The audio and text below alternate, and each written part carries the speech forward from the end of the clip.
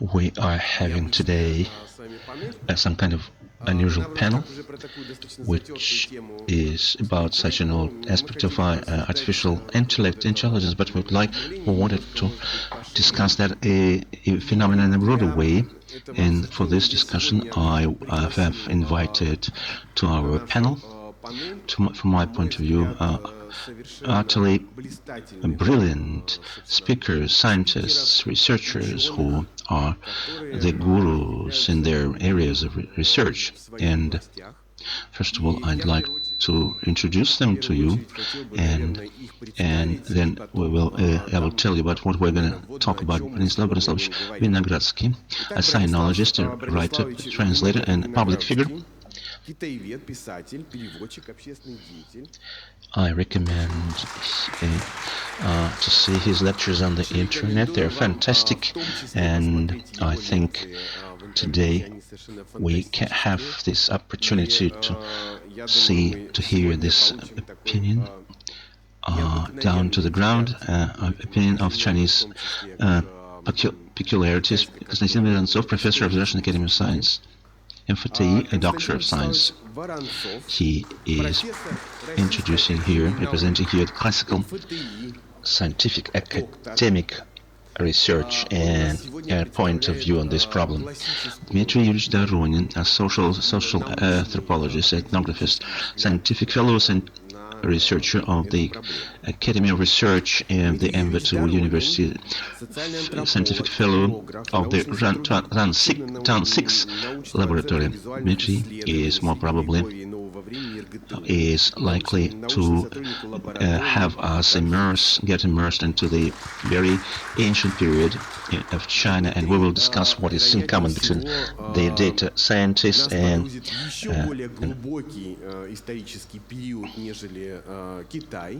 voodoo. I have a pleasure to introduce Natalya Puzyrnikova from the Gazprombank, Department of Risk Assessment. She is representing the applied part of this issue, as a voodooism can be applied to the banking practices, and the VTB bank is supposed to support your Voodooist school. This is the personage, a character that has been discussed. And the object of our today's discussion is data scientist, of which I would like to ask the participants today why we are seeing you in such an interesting set. Data scientists are those who are doing forecasting forecasting, but forecasting has always been done by humanity. And the precision of forecast has always been important in every epoch. It was important, and the data scientists can be looked at with some other eyes.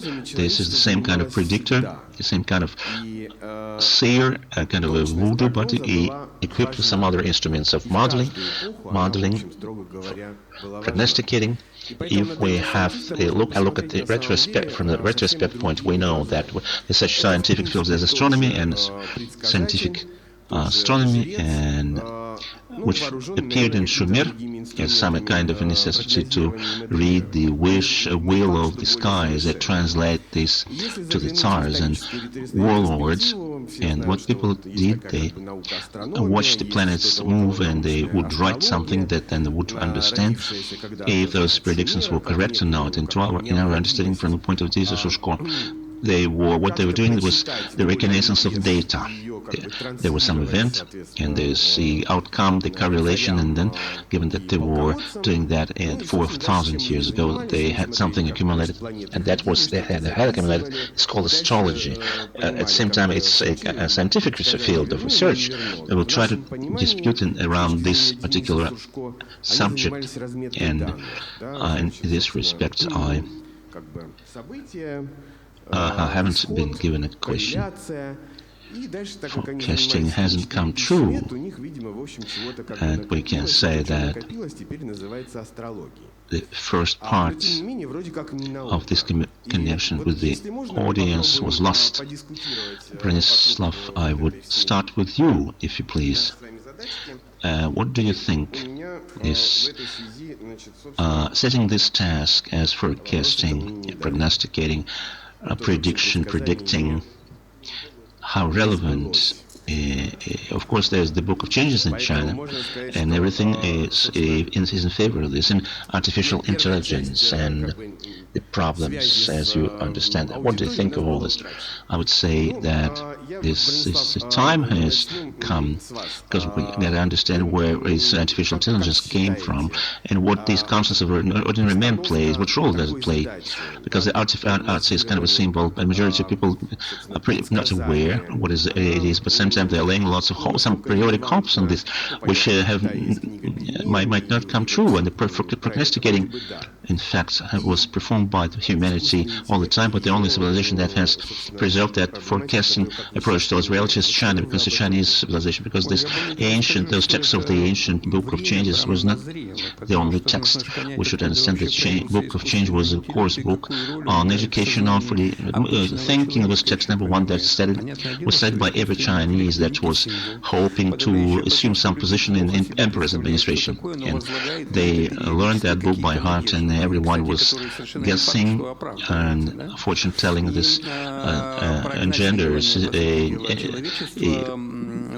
anger in human beings, there was a very complex temporal semantic construction structure that was described in some old terms, not much understood for modern men, because it was another kind of experiencing the world, and what we feel when we enter Japanese garden, or if we enter some old Chinese palace, when we see some subjects placed in a different way. Man placed himself at that time in another way, and now time has come when those ancient knowledge is required about old systems, use basis. And this is the Jewish Chinese 5 books and Jewish 5 books, plus 2 more texts of this type region, 5 books of science and plus Avesta that might come in also here. These ancient conceptions has never been correlated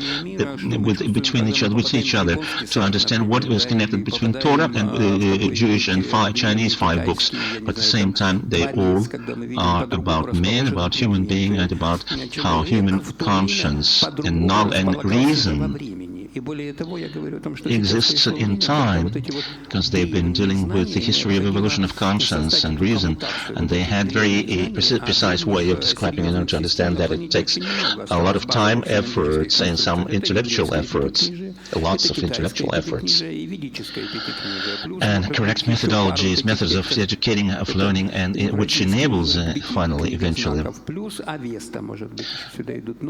people to make those predictions come true.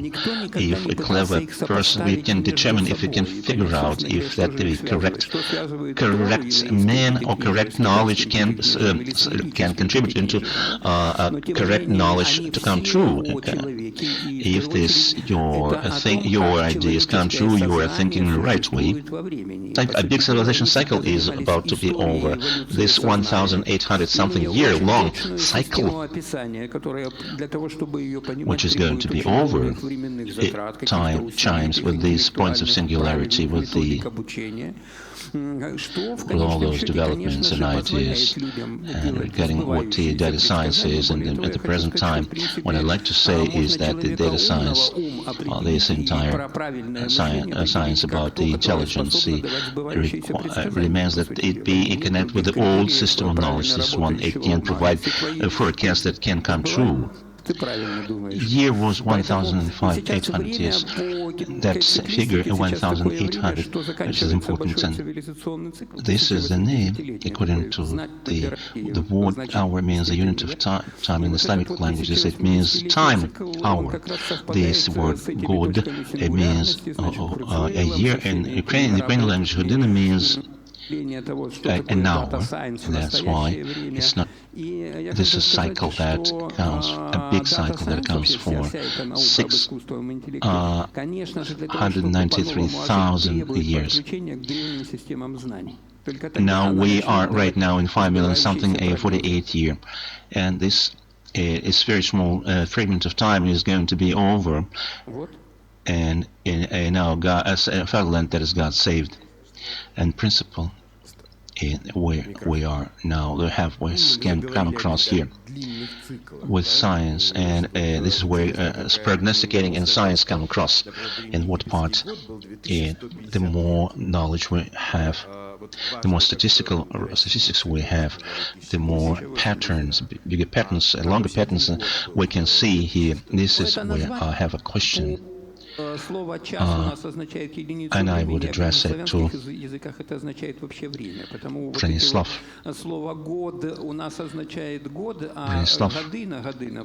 the question is, what does our academic community think of this?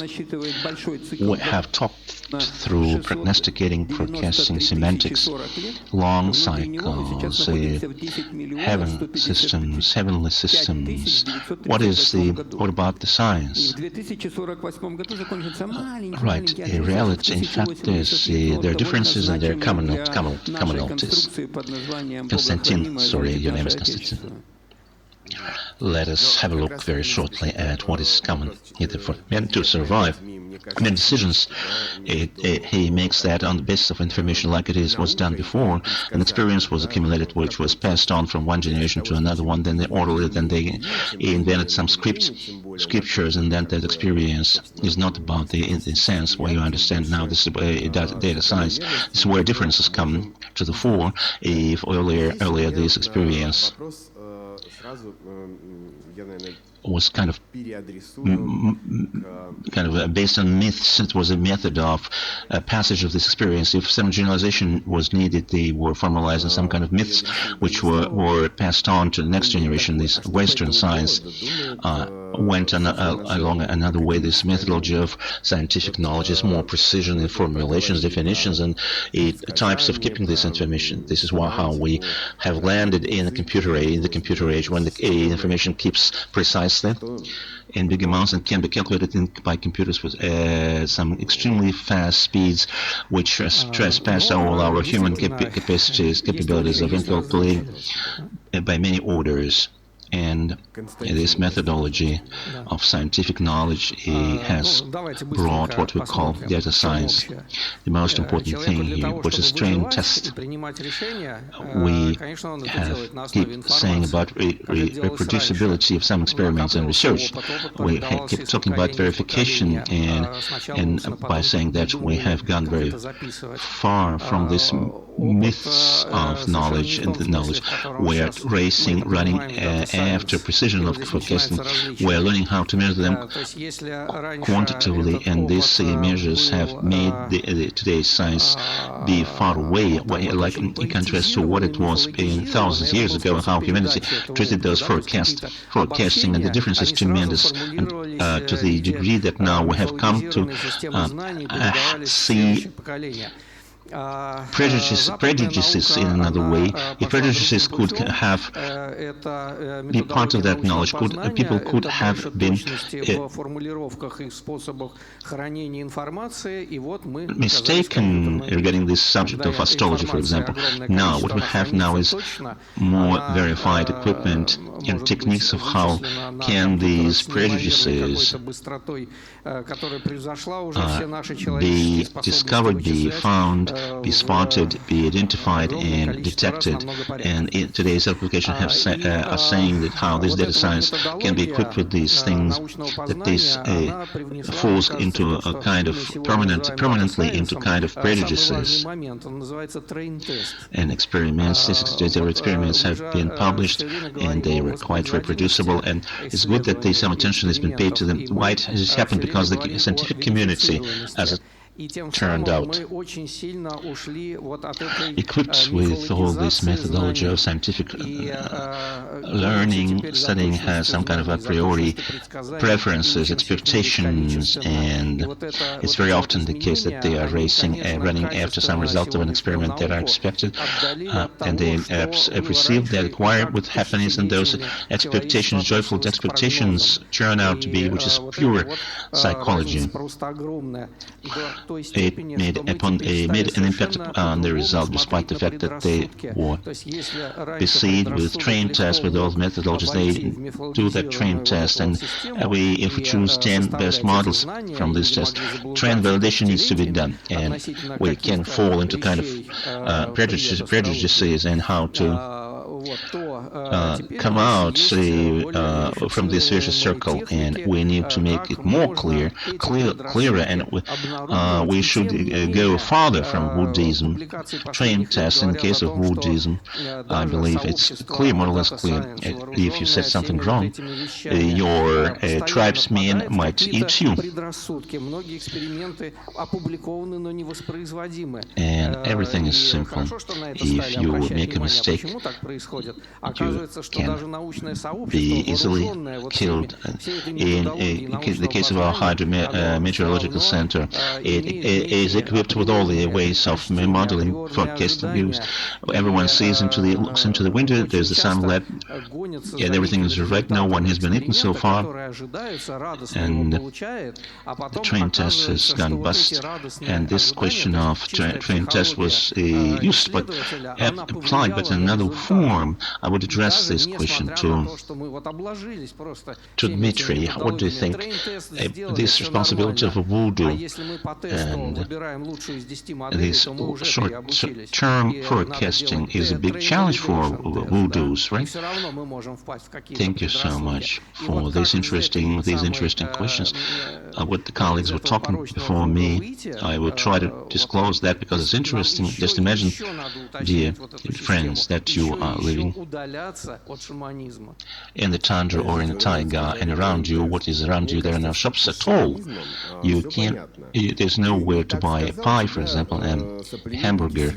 You don't have anything where to touch your painting card, and to buy kilos of potatoes. No delivery services are working, and you are located in the 19th century or in Yamal, somewhere in the Timur area. In such situations, what can be done? What can you eat? You can eat what you catch in the river, or in the tundra, or in the forest. If some of you have studied biology, hunting, economists, hunting farms, you know that those animals have their own migration. Fish can have their own migrations. The deer, for example, reindeer, can go this way today and can go that way tomorrow. What are the people who live in the tundra? There's quite a number of people living in the tundra or in the Altai mountains. In these cases, specialists are required who would, by using our today's language, reduce this uncertainty, understand in what way and where the reindeer flocks, herds would go. And this is the variant we find in this northern Buddhism, among our northern Buddhism Ganasani people who live in the Timur area. And this is where, until now, until the 1960s, they had been practicing hunting like in the Stone Age. They had done for wild northern reindeer that had been migrating widely. The voodoo should have determined that in what particular places that year there's packs of northern reindeer would go. And this is where this reindeer went, and Ganasani people indeed for a number of years made a kind of huge trap. They would place such poles with those poles for the drive hunting. Gradually, with two fences, they would make this funnel narrower. At the end of that funnel, when 1 kilometer, 2 kilometers, there was a network made of reindeer skin, and this pack of reindeer should have been driven in that funnel. And to do that, they would should understand where they would go, those damn reindeer. And the voodoo should have predicted, and it's been documented, by the way, where this herd of reindeer would go. Not every scientist can do that with such precision. Why I'm saying that? Because Buddhism is kind of an adaptive language of technique oriented towards uncertainty, and that attempt to reduce this uncertainty, and to determine some kind of uncertainty in different voodoo cultures in Altai, in Kamchatka, in Taimyr, and some other places. In some Tuva, in places like Tuva, we are supposed to discover different adaptive techniques of orientation in this, because some of them are fishermen, the other one was a hunters, deer hunters, and the other ones are the hunter-gatherers. And the voodoo should have predicted a very specific thing. It's interesting, curious that when we start researching, studying current economic practices of those Altai people, for example, we, to our surprise, we discover we have a project with colleagues on Altai, implemented in Altai, that these features of old thinking of Buddhism make their own imprint. Putting those, how people are taking loans in banks. So if it is interesting, we can talk about that. These basic capability of orienting in a certainty environment. It is used in case if a man or if a person wants to buy a car or wants to take a loan in a bank. For example, in the Republic of Altai, there's a tremendous market of second-hand Japanese cars that are driven to Novosibirsk, and then from Novosibirsk, the Altai people. Those who live in the mountains, they buy those full throttle cars. If they say Toyota second-hand car, it's very dangerous, because it's highly likely that this car, when it was in Japan, it had been used in Japan, it might have run over a person, a human being. Or if that car had been in an accident, and to own such a car in the mountains is a very dangerous environment. There are no fences, no hedges, no protective barriers. You can fall in the sea in some gorges. And the car should have an ideal path. In these cases today, modern Altai young people, young guys, for example, or adult women go to the voodoo with their smartphones or a tablet, and he opens kind of a website about cars and sees the proposals on that website and says, okay, you need this particular car with this particular horse of this particular breed, small one, peaceful one. What he is doing is just fortune telling on this website, together with the help of his technique. He buys a car. A man with higher education, a person with higher education does that.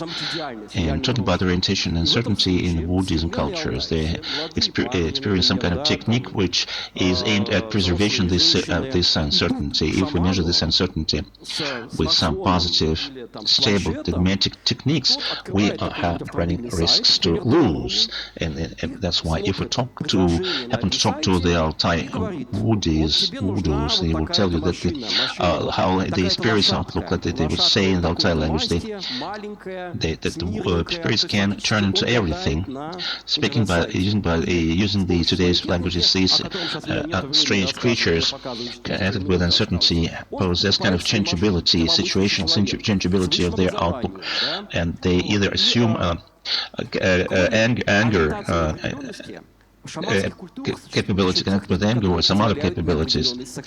And about to finish, I'm going to talk about another important thing. These voodoo techniques are based on a possibility to coming to terms, of agreeing with these characters of connected with uncertainty, and is the ability to come to sign agreement, to agree. We will all belong to the culture of European type, and at taste mono divine, which in the Russian culture, what is typical of the Russian culture is cases of collision with some unknown nature, creatures of unknown nature. Some special kind of incantation techniques are used sometimes that can be of use, that can be really useful. For example, home spirit can tell you that there might be a fire. This home spirit might help the voodoo cultures using some other kind of other techniques, other types of techniques.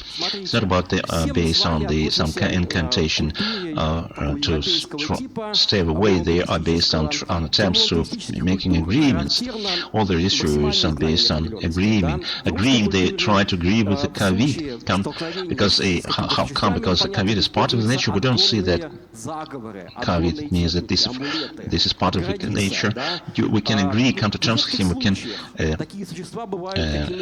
so that it will come to us in the least. And this Kavit came to Altai the least. And this possibility of trust, having trust, of agreeing, this is where the problem of understanding occurs, and the problem of trust to this uncertainty. These voodoo techniques are adaptive. They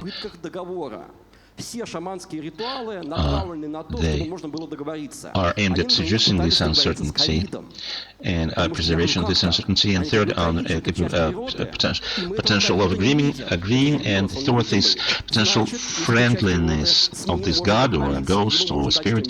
Christianity, Judaism also have this, or practice this, or have this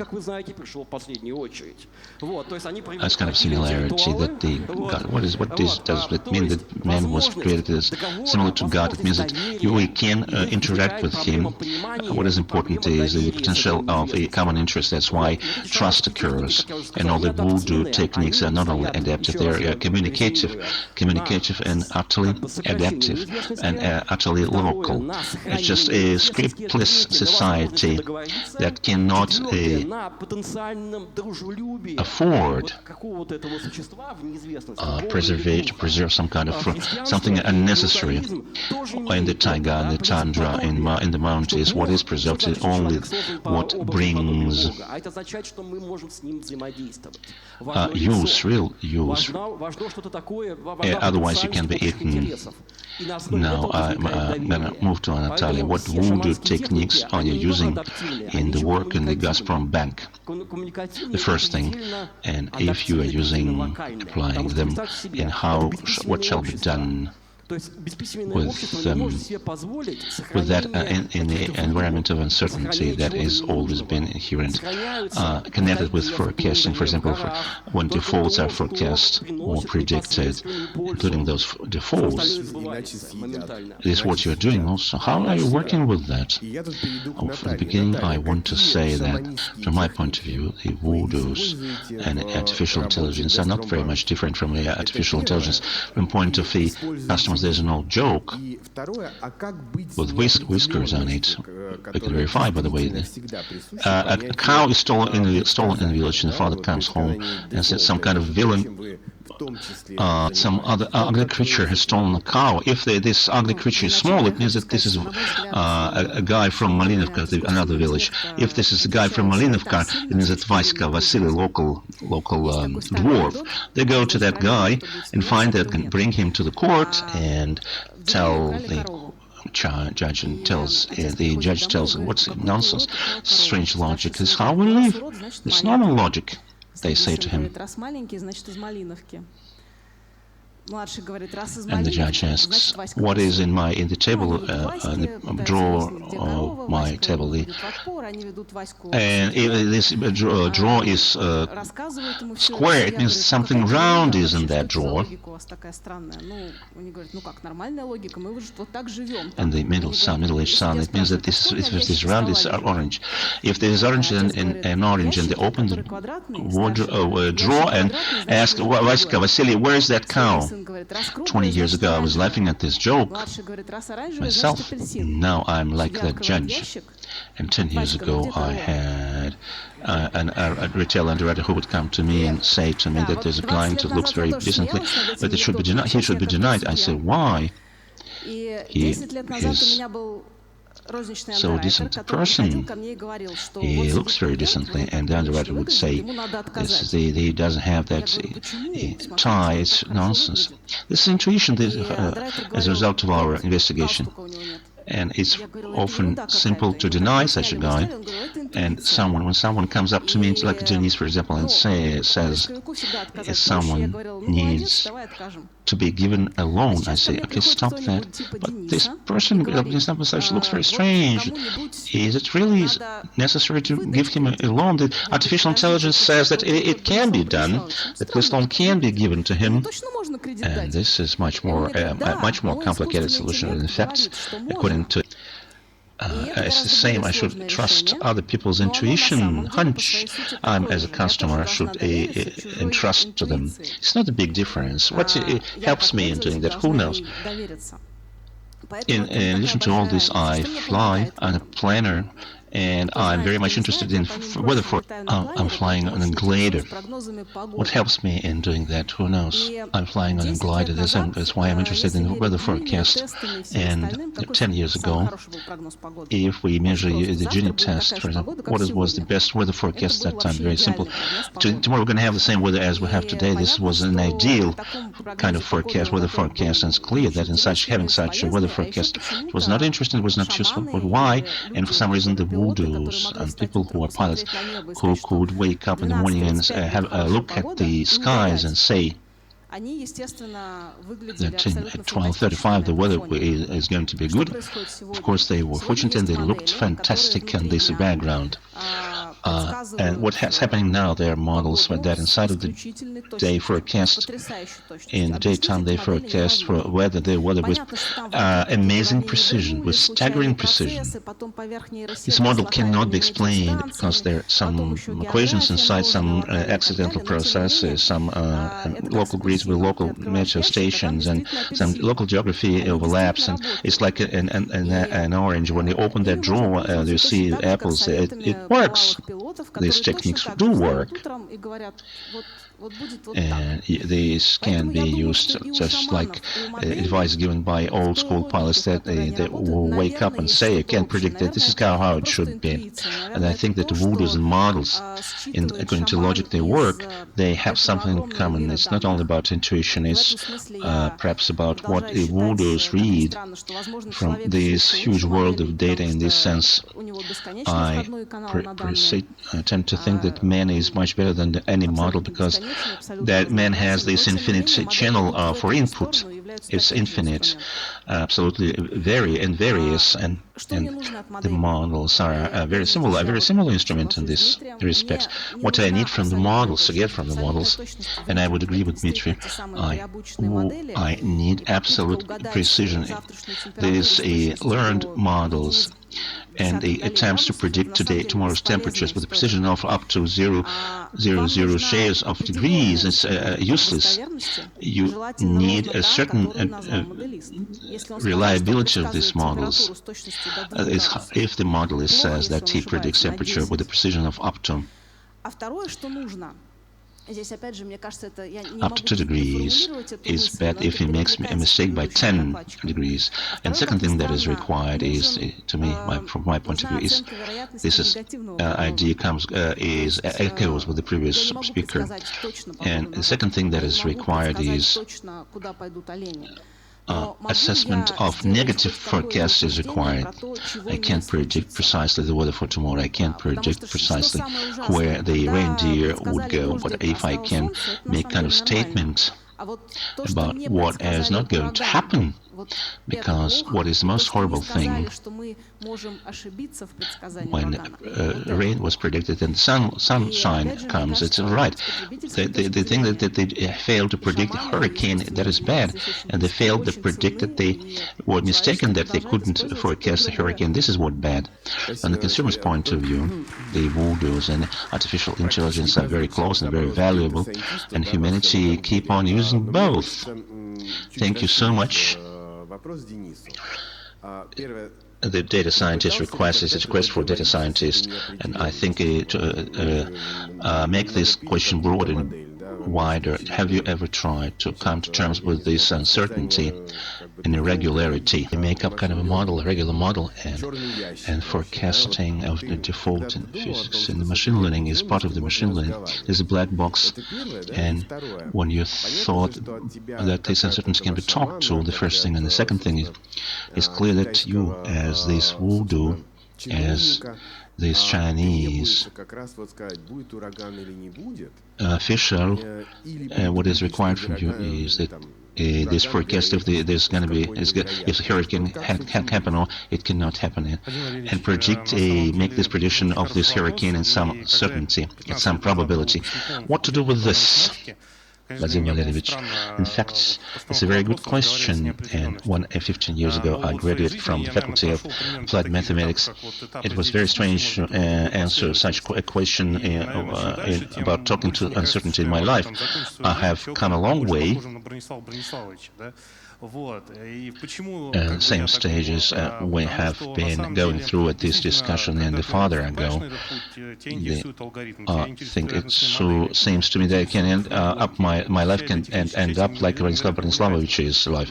Why do I think so? Because when you embark on this way, you get interested in these probabilistic models, and all these techniques are very much attractive. As soon as you start encountering some applied tasks, hurricanes and tsunamis, it becomes clear that in fact the key role is played not the algorithm but the man itself, because all the models are just an instruments of men, and there's key questions that bring success and forecasting depend upon men.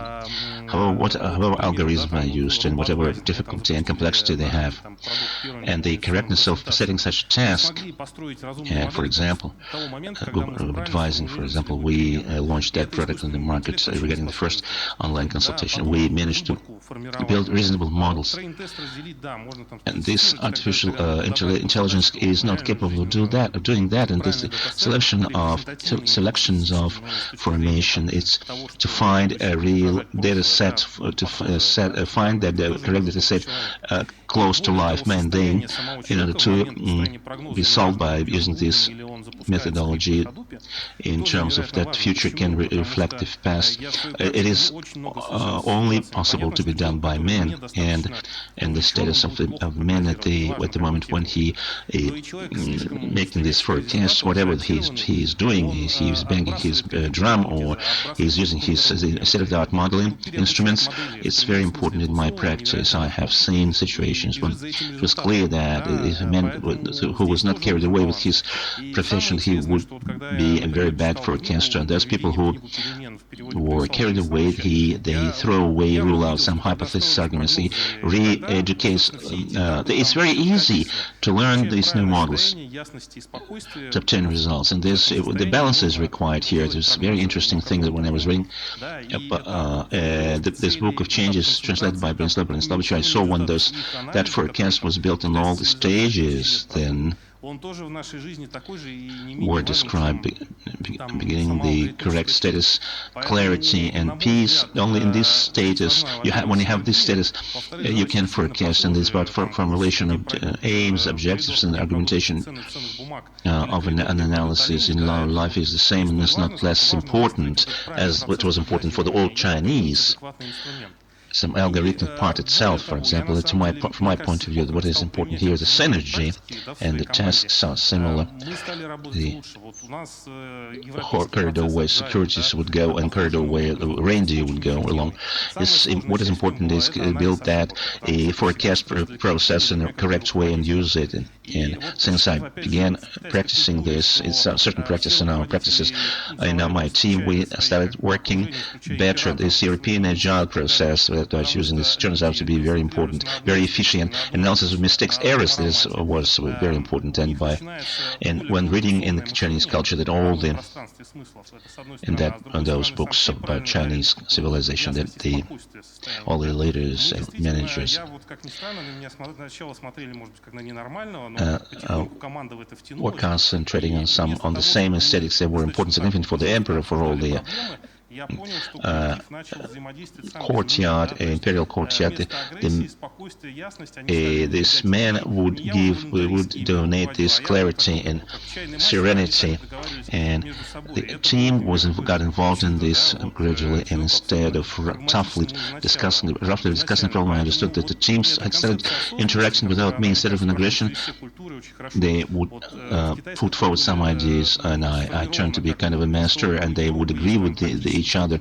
Without me, my involvement, it was kind of a miracle for me. It was pragmatic from the very beginning. This conception of understanding of consciousness, of awareness that the man goes through and acquires a thing. These practices accumulated over centuries, over thousands of years, are very useful. And I see, like scientists, for example, are going the same way as quantum physicist Gazer, who ended up in metaphysics.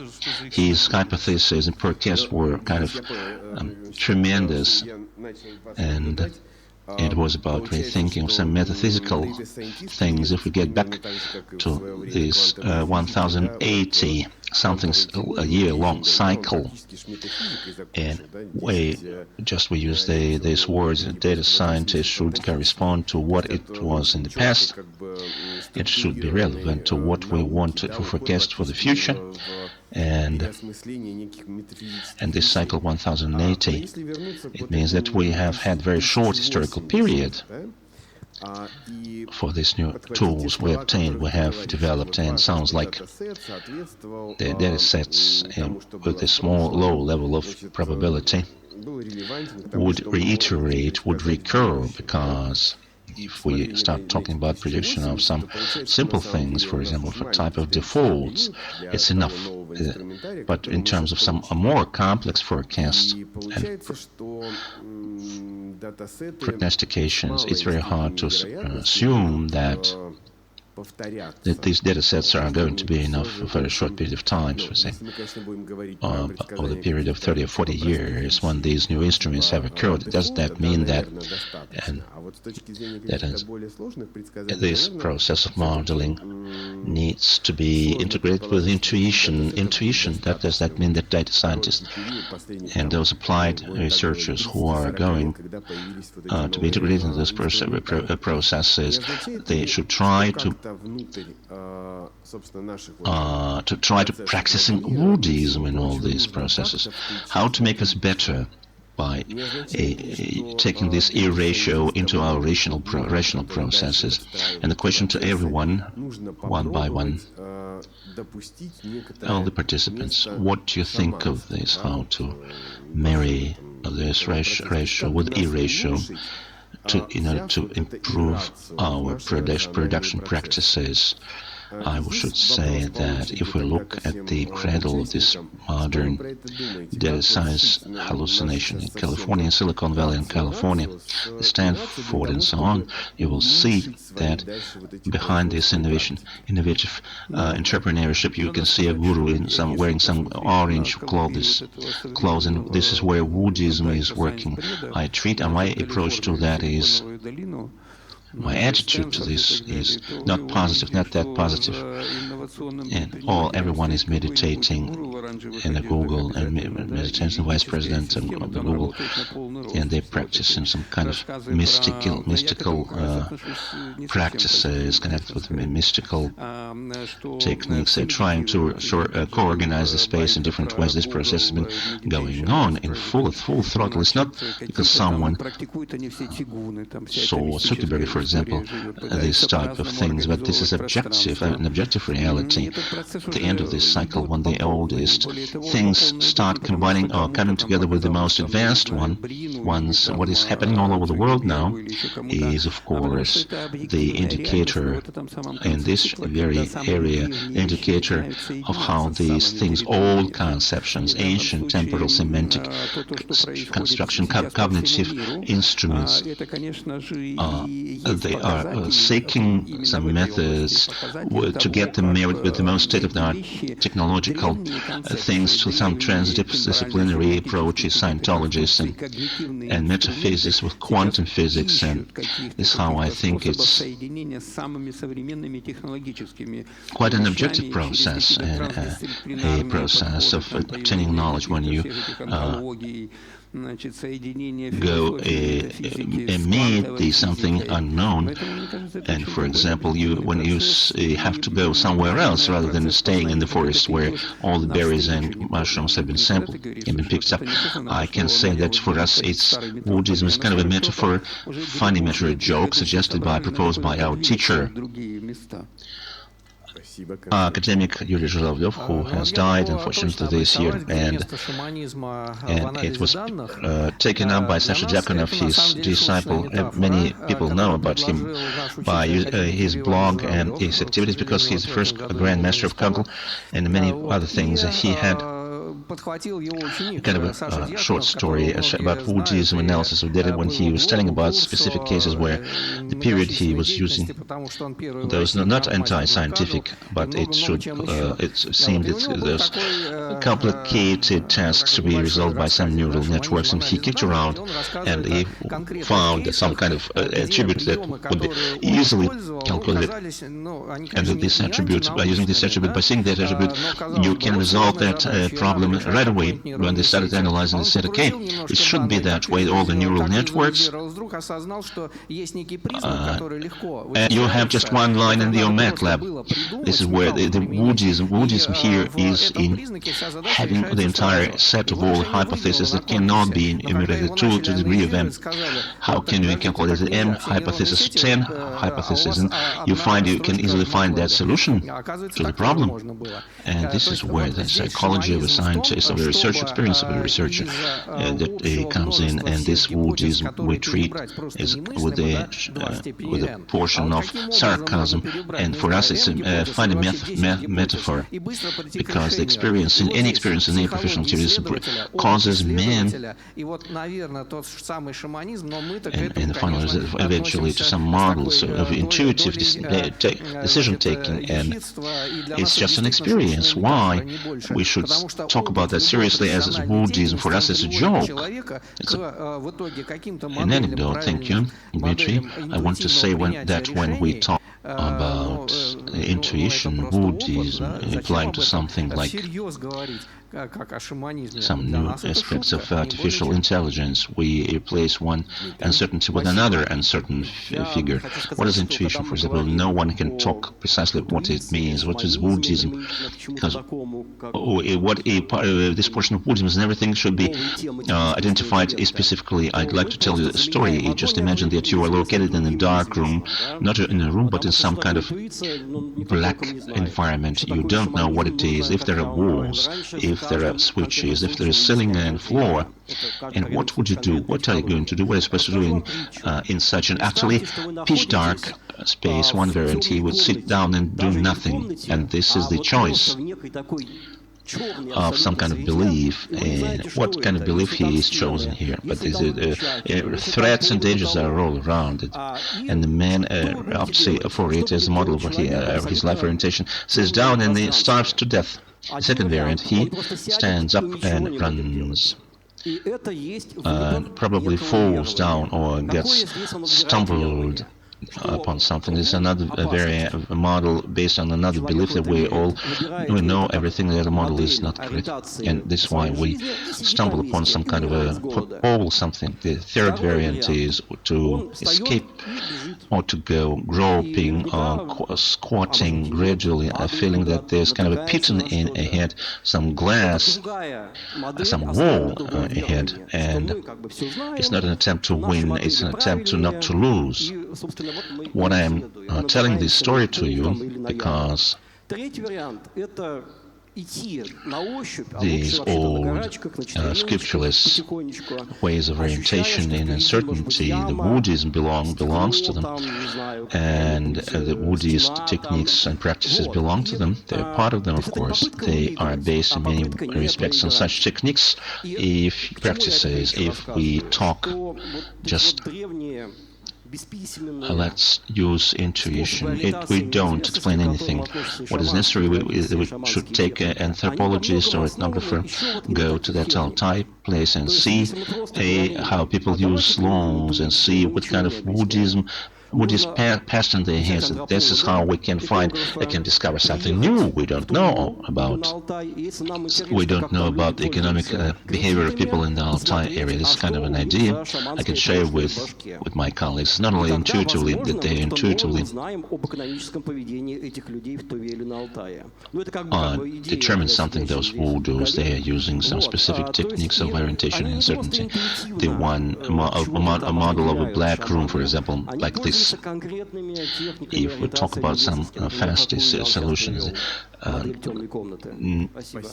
leaving voodoo added to the combined with the artificial intelligence, this is the most efficient way. We can talk about that as professionalism or voodooism or intuition. Today, this is really a combination of two techniques. Two practices gives the maximum, the best result. If we take some time later recordings of some very old civilization, load it, enter it into some computer and build up kind of a model and add to our calculation, this is how we will see a new artificial intelligence. I don't know who has ever set such a task. The recipe is very prescription is very simple. You take artificial intelligence and combine it, marry it with the voodoo, and this combination is likely to work. What it seems to me is, at least I am in myself, I've always been trying to fight categorically in extremes in my nature myself, and this issue, this favorable, dignified way. This the way of the middle as an extreme. It connected with absolute materialistic nature. It loses a lot in the terms that man uses as material instruments, and another extreme is that is as imperfect as that one. The future is for some sort of synergy. For me, I'd like to have this categorical nature go away, and these discussions are really great. Dear colleagues, summing up such an unusual panel with discussing an unusual aspect, an unusual topic. The aspects raised here is not kind of applied one, or it's partly it's kind of futuristic one, and nevertheless I think we have come to a very important story that tells us that the practices of implementation of artificial intelligence that has been developing widely, and these models have been working. Thousands of models like this have been working in different companies. This transfer from this soulless, personalist scientificity and to this soulless machine, as we might call it. It contains an element, a component of some, not a lack or deficit or drawback, that intuition, this irrationality, some irration, what is in the human experience that might enrich somehow our experience. But the question is how. To answer this question is quite complex, and this attempt has been resolved by some part of procedures implemented. It develops this kind of education, learning with the teacher. When these models are learned, are taught, and they are learning, and this is the horizon as practice-oriented specialists. We can see this in the horizon. As people who are involved in practical work, we should use this apparatus in the near future. We should combine, marry this in order to acquire new efficiency. Dear colleagues, I am grateful so much to all of you. We have had a very interesting discussion and panel. Thank you.